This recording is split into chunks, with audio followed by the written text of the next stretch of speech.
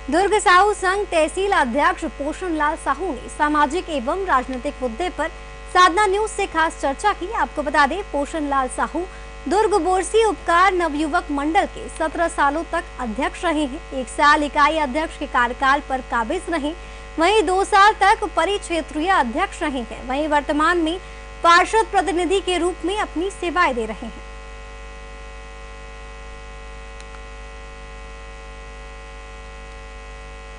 नमस्कार, एक मुलाकात कार्यक्रम में आज हमारे स्टूडियो में खास मेहमान आए हुए हैं। जैसा कि आप जानते हैं कि एक मुलाकात कार्यक्रम में एक खास शख्सियत को हम अपने स्टूडियो में लेकर के आते हैं और साधना न्यूज़ के माध्यम से छत्तीसगढ़ के लोगों से रूबरू करवाते हैं। उनकी खास शख्सियत, उनकी पहचान हमारे साधना न्यूज़ के माध्यम से पूरे छत्तीसगढ़ वासी देख पाते हैं।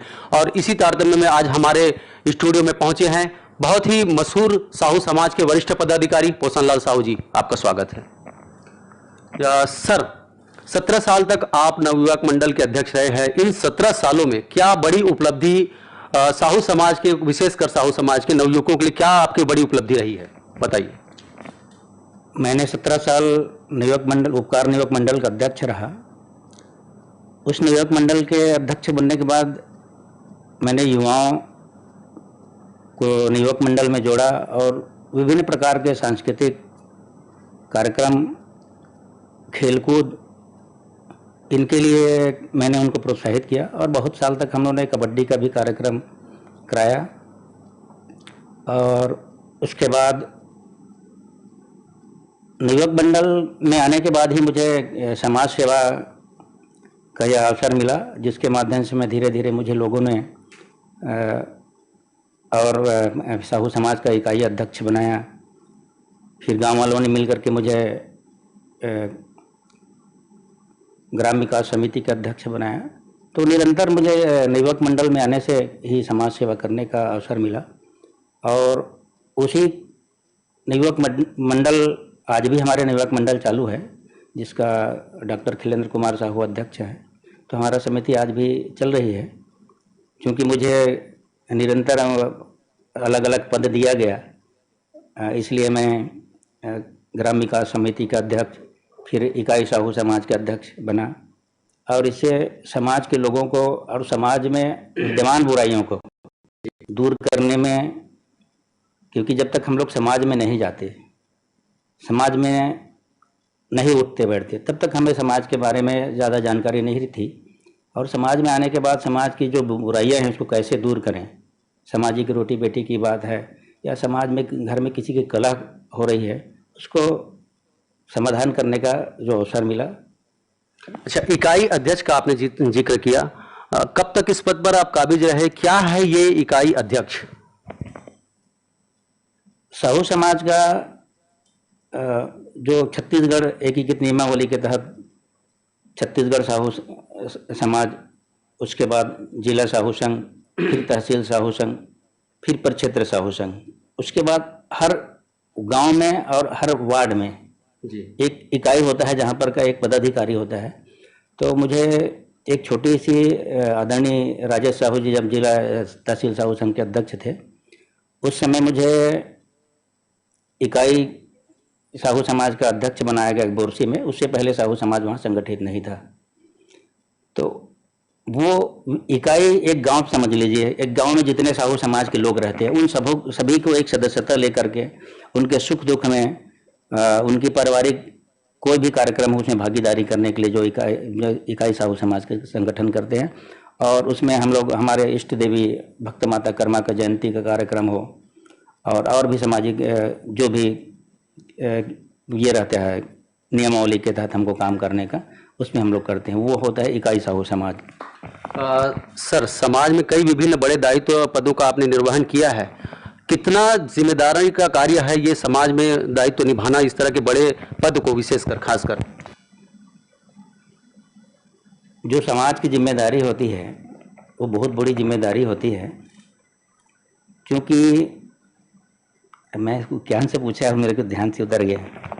मैंने कहा कि समाज में बड़ी जिम्मेदारी जो पद होता है वो कितनी बड़ी आपकी जिम्मेदारी रहती है, किस तरह से उस दायित्व को निभाते हैं, क्योंकि समाज में एक बड़ा पद मिलना, बड़ा ओहदा मिलना एक बड़ी जिम्मेदारी होती है और सामाजिक जो दायित्व जो उनको मिलता है उनके प्रति लोगों की अपेक्षा भी बनी रहती है कि उस दायित्व को वो निभाएंगे। तो आप इस जिम्मेदारी को कैसे निभा पा रहे हैं, क्योंकि छत्तीसगढ़ में साहू समाज का एक बड़ा वर्चस्व, बड़ी एक समुदाय रहती है।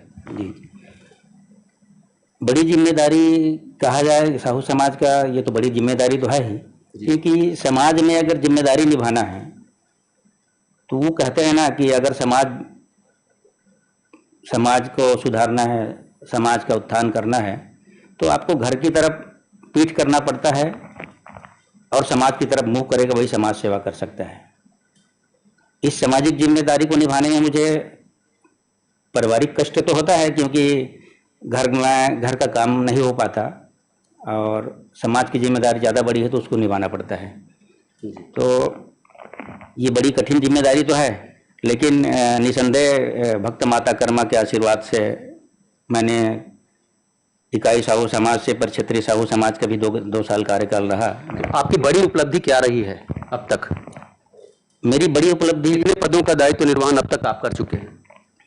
मैंने अभी तक उपकार नियोग मंडल से ग्राम विकास समिति का अध्यक्ष, फिर इकाई साहू समाज का अध्यक्ष, पर क्षेत्रीय साहू समाज का अध्यक्ष, सर्व समाज का मैं अध्यक्ष रहा हूं और वर्तमान में मैं तहसील साहू संघ दुर्ग शहर का अध्यक्ष पद का निर्वहन कर रहा हूं।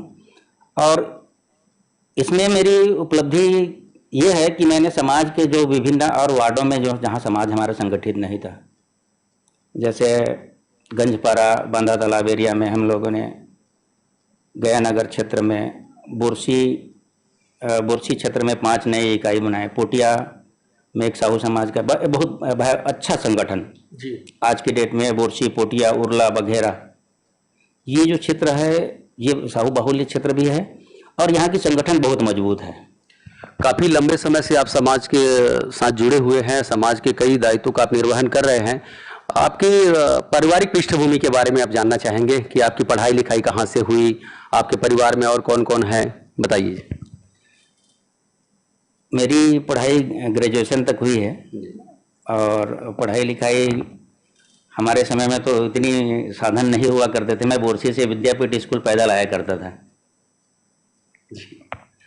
विद्यापीठ स्कूल पैदल आया करता था। उसके बाद जब मैंने 12वीं में आया और कॉलेज के समय में साइकिल उपलब्ध हुआ था, तो मैंने ग्रेजुएशन साइंस कॉलेज से किया हूँ और उसके बाद वहाँ पढ़ाई छोड़ने के बाद मैंने इंश्योरेंस कंपनी में काम कर रहा था धीरे धीरे जी। अब वर्तमान में थोड़ा व्यापारिक क्षेत्र में हूँ, कहीं बिल्डिंग बनाने का काम, छोटा मोटा काम से अपने परिवार, जो मेरा परिवार सुखी रह सके उतना काम कर लेता हूँ मैं जी। दुर्ग बोरसी क्षेत्र में आप पार्षद प्रतिनिधि भी हैं, सामाजिक स्तर पर बड़े पदाधिकारी भी हैं और कंस्ट्रक्शन के बिजनेस से भी आप जुड़े हुए हैं। सभी को कैसे मैनेज कर पाते हैं?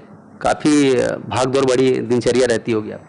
हाँ, भागदौड़ बड़ी दिनचर्या तो रहती है, क्योंकि संडे और सैटरडे समाज में चले जाता है जी। और सुबेरे अपना घर का काम करने के बाद और अपना जो व्यापार है उसको करने के बाद जी, मैं 11 बजे ऑफिस पहुंचता हूं और 11 बजे ऑफिस पर पहुंचने के बाद 12:30-1 बजे तक ऑफिस से बैठता हूं, फिर नगर निगम के कार्य में लग जाता हूं। तो तकलीफ तो होती है, भागम भाग तो रहता है। राजनीति को लेकर के आपका क्या रुझान है? राजनीति तो ऐसी है, मैं समझता हूं कि राजनीति कोई पार्टी बुरा नहीं होता, व्यक्ति बुरा होता है। जो बुरा करता है उसके कारण पार्टी बदनाम हो जाती है। कोई जैसे कई लोग बोलते हैं कि भाजपा अच्छा है, कांग्रेस अच्छा है, उससे अच्छा, मुझे ऐसा लगता है कि कोई पार्टी बुरा नहीं होता, चाहे वो कांग्रेस हो या भाजपा। हाँ, उस पार्टी पर कोई बुरा व्यक्ति आ जाता है तो उसके कारण पार्टी बदनाम हो जाती है। आप किसी को अपना आइकॉन मानते हैं राजनीति के क्षेत्र में? कोई आपका राजनीतिक गुरु जिसे आप मानते आए हो कि राजनीति के क्षेत्र में एक बड़ी हस्ती है, बड़ी इनकी उपलब्धि है, तो इनके जैसा मुझे बनना है? मेरा आइकॉन आदरणीय ताराचंद साहू जी हैं जी। वो बीजेपी से बिलोंग करते हैं, मैं कांग्रेस से बिलोंग करता हूं, लेकिन मेरा आइकॉन वही है। और दूसरा मेरा आइकॉन है दुर्ग शहर में राजेंद्र साहू, जिन्होंने संघर्ष किया राजनीति के क्षेत्र में और आज एक अच्छे पोस्ट पर भी हैं। वो राजेंद्र साहू जी को और परम सम्मानी ताराचंद साहू जी को मैं अपना आइकॉन मानता हूं और मैं चाहता हूं कि जैसे वो लोग किए हैं समाज के लिए ताराचंद साहू जी ने जी किया, राजेंद्र साहू जी ने जो युवाओं के लिए कर रहे हैं जी।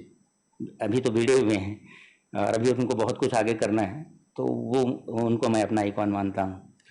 अच्छा साहू जी, बात करें बिलों की, दुर्ग शहर के परिदृश्य को आप कैसे देखते हैं? दुर्ग शहर में क्या बदलाव दिखाई आपको दे रहा है, क्योंकि आप भी दुर्ग शहर से बिलोंग करते हैं, तो क्या बदलाव, क्या चेंजेस इन बीते 20 सालों में, 20-25 सालों में राजनीतिक परिदृश्य भी चेंज होते रहा, बदलता रहा है, कभी कांग्रेस की सरकार, कभी बीजेपी की सरकार रही है, क्या बदलाव आपको इन 20-25 सालों में दुर्ग शहर में आपको देखने को मिल रहा है, बताइए। छत्तीसगढ़ का निर्माण होने के बाद सबसे पहले कांग्रेस की सरकार थी, 3 साल बाद बीजेपी की सरकार आई। क्योंकि दुर्ग मेरा क्षेत्र है और दुर्ग जिले में 15 साल में मैं नहीं कहता कि भाजपा वालों ने काम नहीं किया, भाजपा की सरकार ने काम नहीं किया, उन्होंने काम किया, लेकिन दुर्ग जिले को पूर्ण रूप से छोड़ दिया गया था, उनको नज़रअंदाज कर दिया गया था। आज माननीय भूपेश बघेल जी के नेतृत्व में छत्तीसगढ़ सरकार दुर्ग जिले के आप सभी क्षेत्र जाकर के देख लीजिए, जो 4 साल में भूपेश सरकार ने किया है वो भाजपा ने नहीं किया था। ये कांग्रेस के लिए अच्छी उपलब्धि है। कैसे कहेंगे 15 साल बनाम 4 साल भूपेश सरकार की, कैसे कहेंगे? इसलिए कि जो सड़कों की जो हालत थी, चाहे वो दुर्ग शहर हो, दुर्ग ग्रामीण इलाका हो, पाटन इलाका हो, कि मैं पहले फील्ड में था LIC में, तो मैं जाता था जी, तो मुझे सड़कों की हालत पर दया आती थी और हमने कई बार शासन से मांग भी गया कि हमारे दुर्ग शहर को छोड़ दिया गया। राजनांदगांव को आप देख लीजिए, राजनांदगांव आज से हमारे से 10 साल पहले डेवलप कर दिया गया, जो दुर्ग से छोटा शहर था उसको ज़्यादा अच्छा डेवलप कर दिया गया। अंबिकापुर है, बस्तर है, आपका बिलासपुर है और छोटे छोटे शहरों को कर दिया, लेकिन दुर्ग को नज़रअंदाज कर दिया गया था। मैं इसलिए उसको मैं बोल सकता हूँ उसको। साहू जी, जैसे कि मैंने पहले कहा कि दुर्ग शहर में और छत्तीसगढ़ में साहू समाज की एक बड़ी आबादी रहती है। आज साहू समाज का एक बड़ा वर्चस्व भी है और आप साहू समाज के एक वरिष्ठ पदाधिकारी के रूप में जाने जाते हैं। अब 2023 विधानसभा चूंकि अब नजदीक आ चुका है, तो आपकी क्या मंशा है? 2023 चुनाव लड़ेंगे आप? अगर पार्टी मुझ पर विश्वास करके टिकट देगी तो बराबर मैं बिल्कुल मैं चुनाव लड़ूंगा और जनता का सेवा करूंगा। क्या बड़ी वजह है कि लोग आपको, मतलब जनता के बीच में ऐसा फीडबैक, आपका क्या बड़ी उपलब्धि आप लोगों के बीच में जाकर के गिनाएंगे? नहीं, उपलब्धि गिनाने के लिए जब करेंगे तब उसको गिनाएंगे। और अभी तो हमारे सरकार की जो उपलब्धि है, हमारा जो धान का कीमत में किसान भाइयों के लिए हित में जो काम हो रहा है, मजदूरों के हित में जो काम हो रहा है, और ग्रामीण अंचल में जो योजनाएं हमारी चल रही है, नरवा गरवा गरुआ बाड़ी, ये सब योजनाओं के तहत ये लोग सोचते हैं कि हम जैसे योजना चालू करें और तत्काल उसमें उपलब्धि हो जाए, ऐसा नहीं होता है। हम जब योजना चालू करते हैं तो उसको स्टैंड होने में थोड़ा समय लगता है। तो इसलिए ये जो योजनाएं हमारे भूपेश सरकार की चल रही है, उसमें निसंदेह छत्तीसगढ़ हिंदुस्तान के लिए आइकॉन बन के निकलेगा। क्योंकि ग्रामीण क्षेत्र में जो छोटे छोटे कुटीर उद्योग जो बनाया जा रहा है जी, उससे गांव के महिलाओं को, गांव के युवाओं को वहां पर रोजगार उपलब्ध हो रहा है। इसको हम लोग ले करके जाएंगे और जो कुछ कमियां होगी उसको कमियों को सुधारेंगे, क्योंकि हम लोग तो अभी शुरू किए हैं, हमारी सरकार ने तो अभी शुरू की है। अच्छा, सामाजिक स्तर पर बात करें, सामाजिक स्तर पर तो किस तरह से अब समाज का जो वर्चस्व बढ़ा है, विशेषकर साहू समाज का? आप साहू समाज से बिलोंग करते हैं, इसलिए फिर से ये सवाल पूछ रहा हूं कि साहू समाज का स्तर पहले की अपेक्षा बढ़ा है क्या अब, खासकर भूपेश बघेल सरकार आने के बाद? भूपेश बघेल के आने के बाद भी बढ़ा है और पहले भी बढ़ी। और अभी जो साहू समाज का जो योजना है और जो हमारी मांग है सरकारों से, चाहे वो भाजपा हो या कांग्रेस हो, हमारी जितनी जनसंख्या है, हमारी जितनी मतदाता है, उसके आधार पर हमको प्रतिनिधित्व नहीं दिया जा रहा है। हम अपनी कांग्रेस सरकार से भी और भाजपा सरकार में जो भी हो, जो अपने समाज के लोग हैं, जिस पार्टी से बिलोंग करते हैं, चुनाव और कॉलेज के समय में साइकिल उपलब्ध हुआ था। तो मैंने ग्रेजुएशन साइंस कॉलेज से किया हूँ और उसके बाद वहाँ पढ़ाई छोड़ने के बाद मैंने इंश्योरेंस कंपनी में काम कर रहा था धीरे धीरे। जी।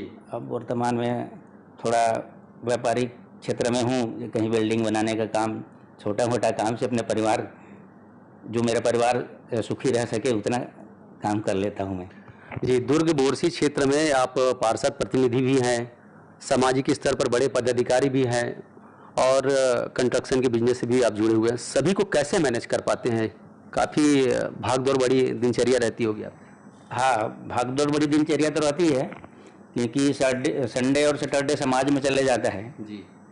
और सवेरे अपना घर का काम करने के बाद और अपना जो व्यापार है उसको करने के बाद जी। मैं 11 बजे ऑफिस पहुंचता हूं और 11 बजे ऑफिस पहुंचने के बाद 12:30-1 बजे तक ऑफिस में बैठता हूं, फिर नगर निगम के कार्य में लग जाता हूं। तो तकलीफ तो होती है, भागम भाग तो रहता है।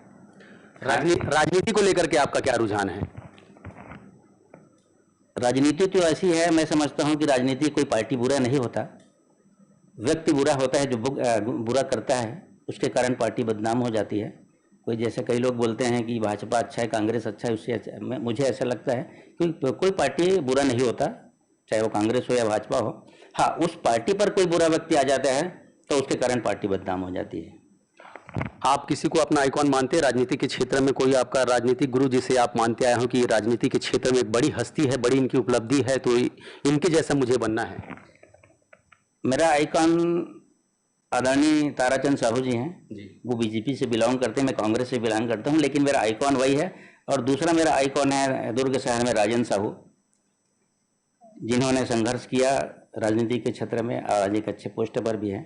वो राजन साहू जी को और परम सम्मानी ताराचंद साहू जी को मैं अपना आइकॉन मानता हूं और मैं चाहता हूं कि जैसे वो लोग किए हैं समाज के लिए, ताराचंद साहू जी ने जी किया, राजन साहू जी ने जो युवाओं के लिए कर रहे हैं जी।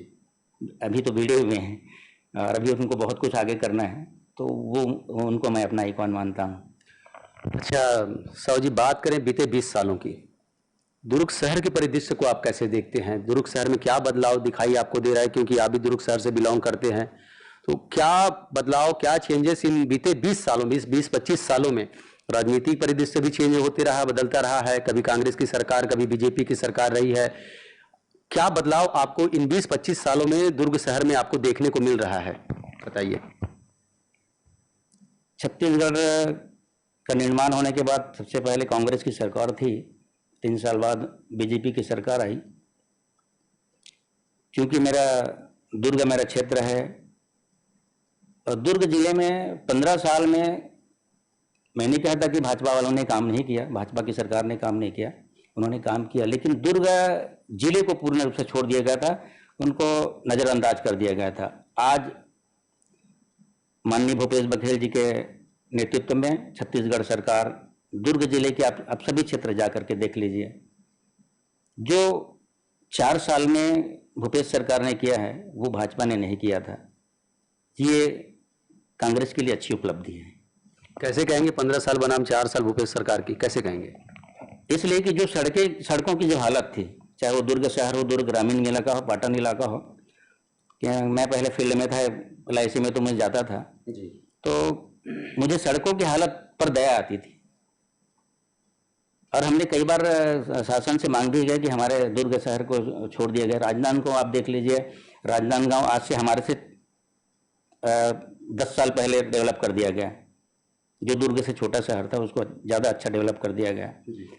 अंबिकापुर है, बस्तर है, आपका बिलासपुर है और छोटे छोटे शहरों कर दिए, लेकिन दुर्ग को नज़रअंदाज कर दिया गया था। मैं इसलिए उसको मैं बोल सकता हूँ उसको। साहू जी, जैसे कि मैंने पहले कहा कि दुर्ग शहर में और छत्तीसगढ़ में साहू समाज की एक बड़ी आबादी रहती है। आज साहू समाज का एक बड़ा वर्चस्व भी है और आप साहू समाज के एक वरिष्ठ पदाधिकारी के रूप में जाने जाते हैं।